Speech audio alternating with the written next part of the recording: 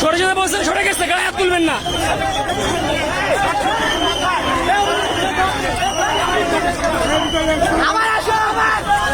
এই পাশ দিয়ে যাও, এই পাশ দিয়ে যাও তোমরা।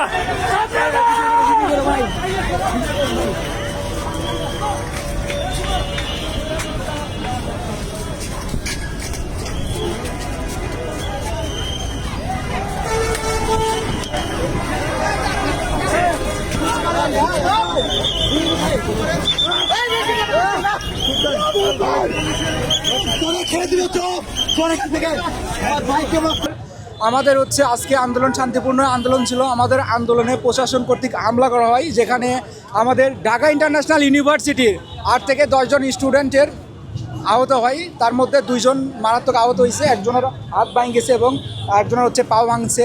ওদের 2 জন এখনও ট্রিটমেন্টের জন্য আছে।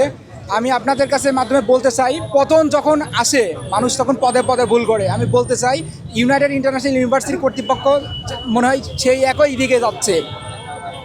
আমি বলবো আমাদের যে সকল 26 জন সহযোদ্ধাকে অবৈধভাবে ভার্সিটি থেকে বহিষ্কার করা হয়েছে, তাদেরকে যেন অতি দ্রুত অনতিবিলম্বে তাদের বহিষ্কার প্রত্যাহার করে নেওয়া হয়। ধন্যবাদ সবাইকে।